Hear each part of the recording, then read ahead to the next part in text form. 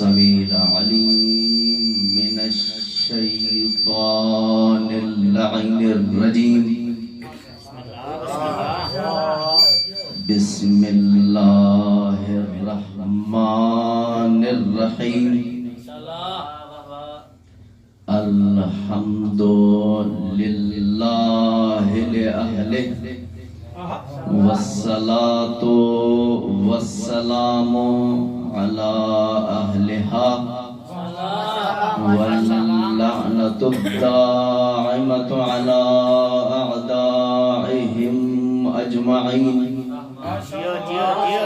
أما بعد فقد قال رسول الله صلى الله عليه وآله وسلم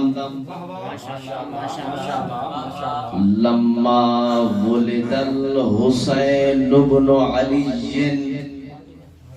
بر محمد و آل محمد بلند السلام اللهم صل على محمد و آل محمد. عزیزان محترم، سامعین گرامی قدر،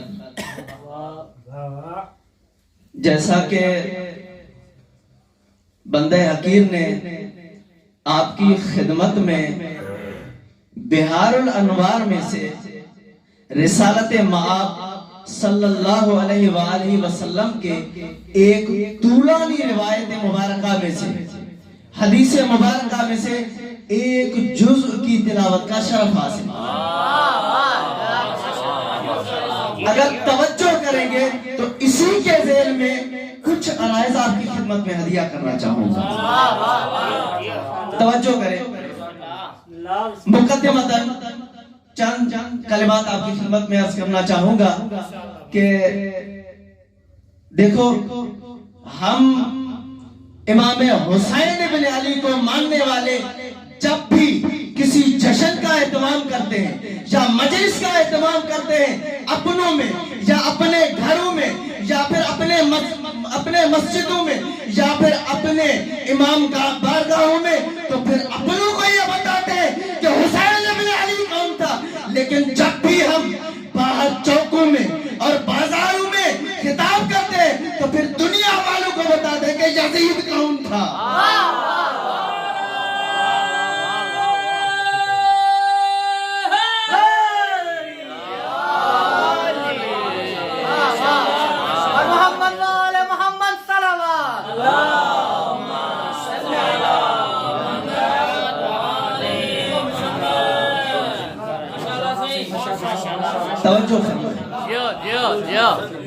میں اپنے موضوع سے متصل ہو چکا ہوں.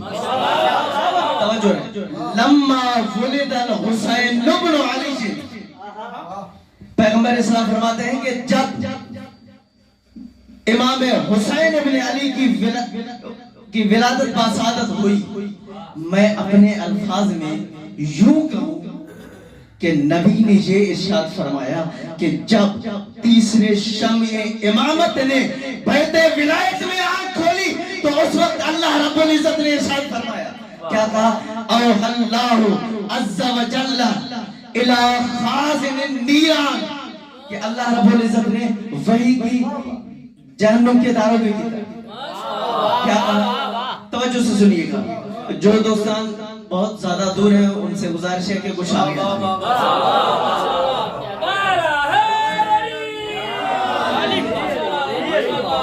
اوحى اللہ عز وجل الى خازن النیران ان اخمد النیران على آلہا. توجہ کریے گا. ان اخمد النیران على آلہا کرامت المولود ولد لمحمد فی دار الدنیا. اللہ رب العزت نے وحی کی جہنم کے داروں کی طرف، اور کیا کہا کہ اے جہنم کے داروں نے جہنم کی آگ کو بجھا دو، عظمت والا حسین آئے.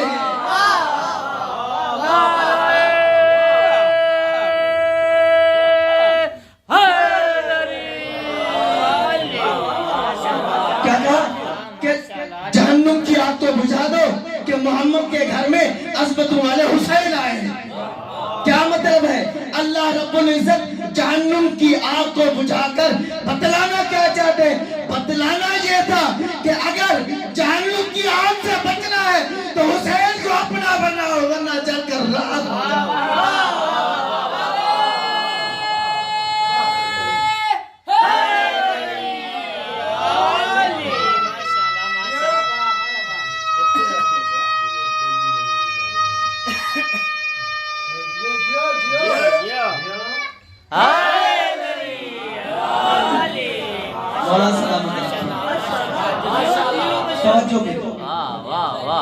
وَأَوْحَى اللَّهُ، روایت تمام نہیں ہوئی، وَأَوْحَى اللَّهُ عَزَّ وَجَلَّ إِلَى خَازِنِ الْجِنَانِ، اللہ رب العزت نے وحی کی جنت کے فرشتے کی طرف، رضوان جنت کی طرف۔ کیا کہا؟ ان زخرف الجنان وطیبها کرامتاً لمولود ولد لمحمد فی دار الدنیا۔ اے جنت کے فرشتے، اے رضوان جنت، جنت کو معطر کرو اور مزین کرو، کیونکہ محمد کے گھر حسین آئے۔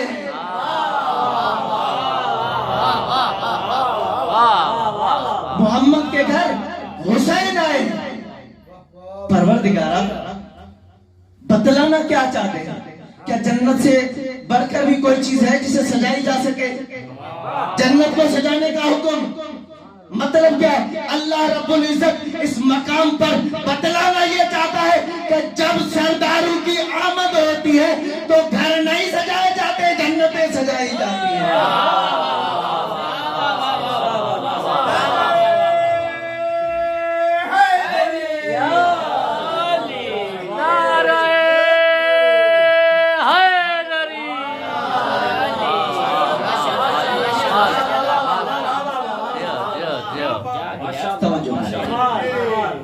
آگے ارشاد ہوا وَأَوْحَى اللَّهُ عَزَّ وَجَلَّ إِلَى الْمَلَائِكَةِ،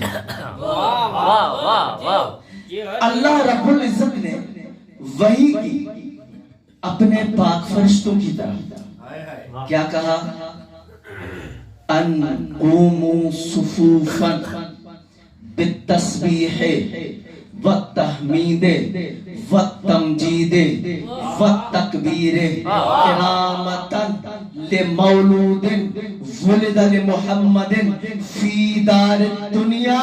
اللہ رب العزت نے اپنے پاک فرشتوں کی طرف وحی کی اور کہا کہ اے میرے پاک فرشتوں، صفے باندھ کر کھڑے ہو جاؤ اور مجھ اللہ کی تسبیح کرو، تحمید و تمجید کرو۔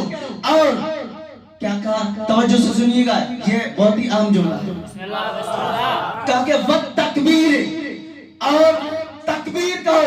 یہ تکبیر والی وہ عبادت ہے جو اللہ نے آمد حسین پر اپنے فرشتوں سے مانگی تھی، اور میں آج تم سے مانگ رہا ہوں سارے مل کے نعرہ تکبیر، نعرہ تکبیر، نعرہ رسالت، نعرہ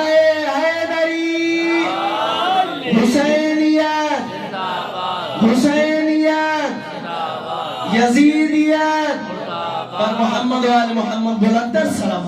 اللہم صلی علی محمد و آل محمد۔ توجہ کریں عزیزوں، بر محمد و آل محمد صلوات۔ اللہم صلی علی محمد و آل۔ اللہ رب العزت نے کیا ارشاد فرمایا؟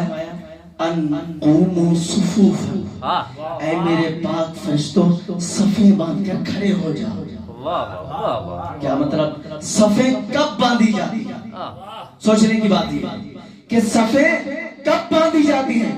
دو ہی مقامات پر صفے باندھی جاتی ہیں، یا اللہ کی عبادت میں صفے باندھی جاتی ہیں، یا پھر کسی عظیم ہستی کو جب سلامی پیش کرنی ہے، اس صورت میں بھی صفے باندھی جاتی ہے۔ تو اللہ رب العزت نے در حقیقت اپنے فرشتوں کو یہ بتلایا ہے کہ اے میرے پاک فرشتوں، عبادت مجھے اللہ کی کرو لیکن محبت حسین سے کرو۔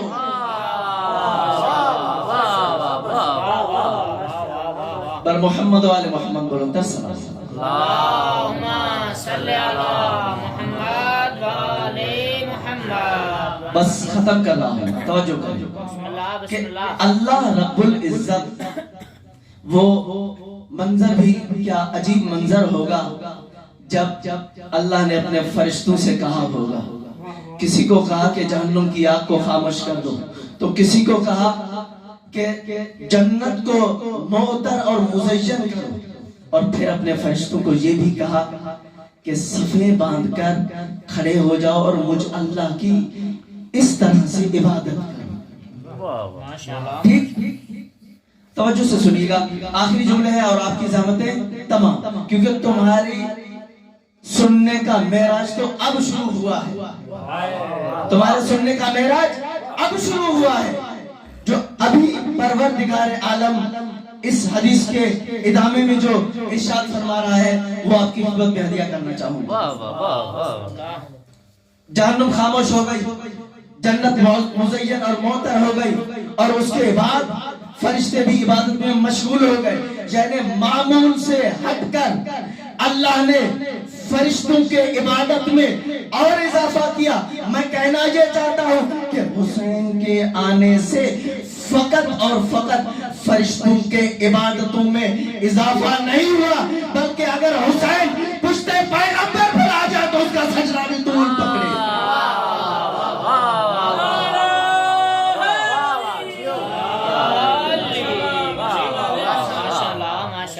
یعنی حسین اسے کہتے ہیں جو خالق کو مخلوق کے ساتھ قریب کرے، جو خالق کو مخلوق کے ساتھ قریب کرے اسے حسین ابن علی کہتے ہیں۔ وَأَوْحَى اللَّهُ عَزَّ وَجَلَّ إِلَى جِبْرَائِيلَ۔ اللہ رب العزت نے وحی کی جبرائیل کی طرف۔ کیا کہا جبرائیل کو کہ اے جبرائیل، 1,00,000 فرشتے، 1,00,000 فرشتوں کا گروہ اپنے ساتھ لے لو، اور ہر گروہ میں 10,00,000 فرشتے موجود ہونے چاہیے۔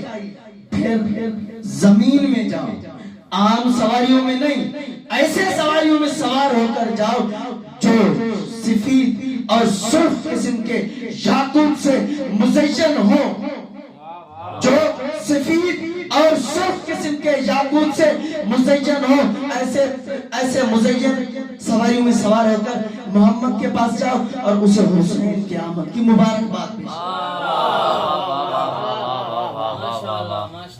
میں نے کیا کہا تھا کہ حسین اس ہستی کو کہتے ہیں جو مخلوق کو خالق سے ملائے۔ اور معراج کے معنی کیا ہے؟ معراج کے معنی یہ ہوتے ہیں کہ وہ مقام جو قرب الہی کا قریب ترین مقام ہو۔ توجہ سے سنیے گا، یہ آخری جملے ہیں، ان پر توجہ۔ کیا کہا کہ معراج کے معنی کیا کیا ہم نے؟ اللہ رب العزت سے جو مقام زیادہ تر قریب ہو اس مقام کو مقام معراج کہتے ہیں۔ تو یعنی اگر محمد مصطفیٰ فرش کی پستیوں کو چھوڑ کر عرش کی بلندیوں میں جائے تو معراج مصطفیٰ کہلائے، اگر فرشتے عرش کی بلندیوں کو چھوڑ کر حسین کی چوکھٹ پر آئے تو معراج الملائکہ کہلائے۔